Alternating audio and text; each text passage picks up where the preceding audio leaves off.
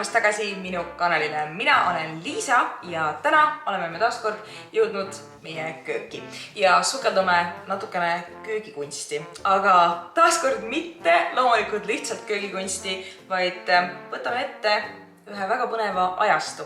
Ma olen siin neid ajastuteemalisi videosid teinud nüüd aastaid ja alati mind ajastute juures kõige rohkem paenunud just see igapäevane elu, kuidas inimesed elasid, kuidas nad midagi tegid, mis kättesaadav oli, mis ei olnud.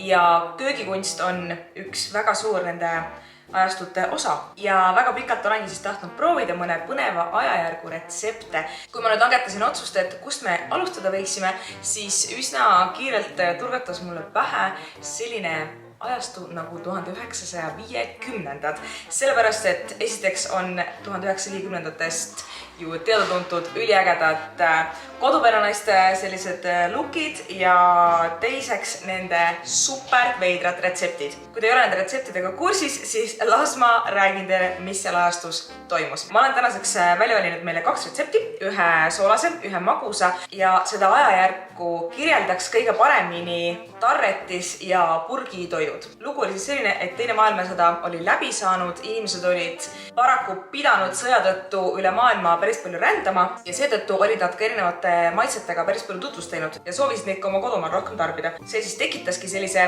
pisut nagu köökide segunemise ja hakati katsetama erinevate põnevate asjadega. Samuti oli siis sõja ajal turule jõudnud väga palju erinevaid purgitoite, mida samuti üritati enda toitudesse nii palju kui võimalik sisse tuua. Inimesed tundsid ennast sellel ajastul juba palju vabamalt, korraldati pidusid, kutsuti külalisi, selline koduperenaise roll oli majapidamises hästi tähtis, küll muidugi tohutult alla surutud, see oligi konkreetselt ainult koduperenaine, sinu kanda oli kodulapsed, põhimõtteliselt mees ka, nii et ei midagi kindlasti liiga lillelist, aga samas selline pidude korraldamine ja külaliste kutsumine oli hästi tavaline ja retseptid tihtipeale siis kujundatigi selle ümber, et kuidas oleks neid vägev panna peolauale. Mul oli päris keeruline ausalt öelda seda valikut teha, et milliseid retsepte võtta, sest neid super veidraid peolaua toite oli liigagi palju. Paraku me ei saa siin videos nüüd hakata rääkima 1950-ndate Eesti kokakunstist, sellepärast et see oli selline üsna tagasihoidlik liha, kartul, lihtsalt toorane ei olnud nii kättesaadav, kui ta oli kuskil üle mere, kas siis Ameerikas, Inglismaal. Nii et meie tänased 2 toiduvalikut on siis järgmised. Soolaseks, kui seda saab soolaseks toiduks nimetada, on meil singi ja hollandeeskastmega ahju banaan. Ja magustoiduks teeme me sellist asja nagu Frosty melon, mis on siis melon täidetud tarretiga. On aeg asuda meie esimese retsepti kallale ja jah, ma ise ka esitan endale tihti küsimusi, miks ma mida teen, eriti miks ma sellise retsepti valisin. See tundub veits jäle, no veits, aga samas veits põnev ka on ju, sest kes teeks midagi sellist? Okei, 50-ndatel tehti on ju, nii et järelikult see ikkagi peab olema mingi päris asi. Aga mis meil siis läheb siin vaja praegu? Mul on siin võetud 3 banaani, kinki, kastme jaoks läheb meil sidrun või Dijoni sinep ja munad. Alustamegi siis kohe sellest, et esimesena koorime banaanid ära, piserdame need üle sidrunimahlaga, et nad ei läheks väga tumedaks. Järgmiseks nad soovivad, et me kataksime singiviilud sinepiga ja selle jaoks ma siis kasutan mahedamat sinepit kui see Dijoni oma. Ja iga sinepiga määritud sink tuleb siis rullida banaani ümber, ükskõik kui mõistusevastane see ka sulle ei tundu. Ja siis paneme selle kaunitori ahju 200 kraadi juures 10 minutiks. Niikaua kui meie banaanid on ahjus, on aeg valmis teha hollandeesi kaste. Ja Ameerika retseptide juures on alati väga tore see, et esiteks kõik kogused on kappides, mis on mingi täiesti veider mõõteühik. Ja teiseks huvitav on see, et isegi nendel 50-ndate retseptidel on kasutatud hästi palju valmis segusid, näiteks valmis hollandeeskastme segu, mis on isegi tänapäeval Eestis, ma ütleks, et üsna ebatraditsiooniline asi. Nii et me alustame siis 8 teelusikatäie või sulatamisest mikrokas. Paneme blenderisse 3 munakollast sidrunimahla, 1 teelusikas Dijoni sinepit, natuke soola, natuke pipart ja blenderdame 5 sekundit. Kui esimene blenderdus on tehtud, siis hakkame vaikselt see sisse lisama ka kuuma sulatatud võid, samal ajal kogu aeg vaikselt blenderdades. Lõppkokkuvõttes näeb see kaste siis välja midagi sellist. See hollandeesi kasti ise on tegelikult väga hea ja sobib toitude peale hästi, aga käes on tõehetk ja aeg on meie banaanid ahjust välja võtta. Nagu ka arvata oli, näevad nad välja suhteliselt samasugused nagu siis, kui nad ahju läksid, ainult et nad on täiesti kuumad. Ja nüüd oleme nad siis üle selle kastmega.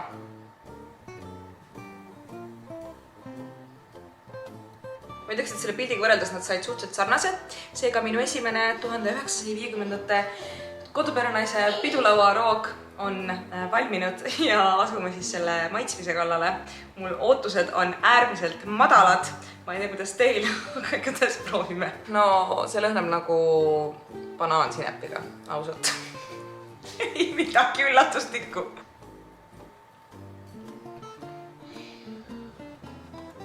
See ei ole hea. See ei ole üldse hea. Nils ja siis proovib ilma mingit ootusteta seda inglise delikatessi. I kinda like it. Hea on. See on nagu... Excuse me, what? Mu aju ei saanud aru, nagu ma sööksin banaani. Aga see sink ja see kaste oli ju väga hea seal. Ja liigume nüüd edasi millegi vähe mõnusama juurde, ja selleks on siis meie magusroog. Meie teise retsepti jaoks läheb meil siis vaja melanit tarretist, mida kusjuures ma väiksena tegin väga palju ise kodus, purgi puuvilju, toorjuustu ja natuke piima. Kõigepealt alustame siis sellest, et võtame umbes pool pakki seda meie vaarika tarretise pulbrit ja segame ta 0,2 liitri ehk 200 milliliitri keeva veega korralikult läbi. Lõhnab väga hästi nagu see vaarika pulget. Ja panen ta kohe sügavkülma proovi pärast. Vaatame, mis tast seal saab. Järgmise sammuna on meil vaja ära koorida melon.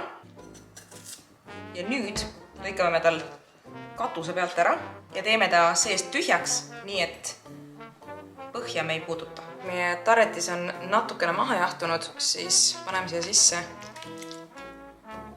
puuviljatükid ja nüüd see kõige keerulisem osa on vaja siia meloni sisse valada. Nii, nüüd mul vaja see melon kinni panna. Ma panen ta siia kausi sisse. Aga ma midagi ikkagi igaks juhuks tahan siia tugevduseks panna, nii et mul on sellised ühekordsed mingid puidust noad.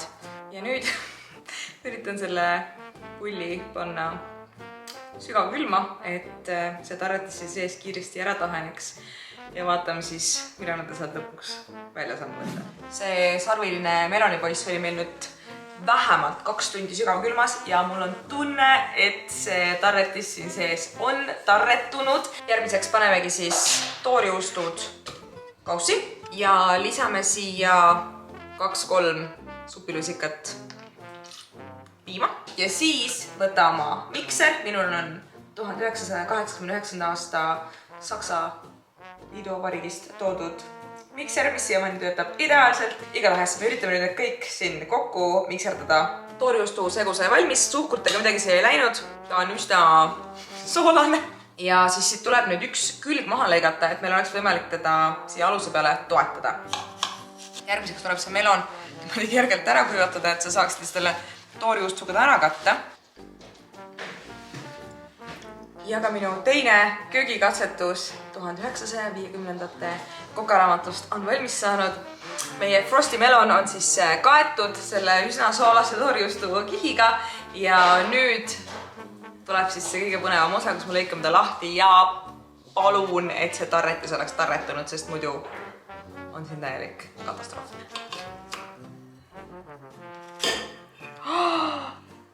Kui äge! Tuleb tõele au anda, et see näeb tõesti väga efektne välja, see tarretis siin sees. Aga kuidas ta siis ka maitseb? no see on ikka päris hea. Ebamugav veits käsitleda, aga muidu väga hea. Hinnang on kuidas? Kindlasti sööks seda. See on ikka palju parem kui see eelmine. Meie jääme siis nüüd siia seda melonit sööma. Ja aitäh, et teie videot vaatasite. Kui te soovite selliseid ajastute retseptide katsetusi äkki veel näha, võite siia alla kommentaaridesse jätta, et mis ajastut me järgmiseks proovime. Ja egas muud midagi, kui näeme aga varsti jälle järgmises videos. Tšau!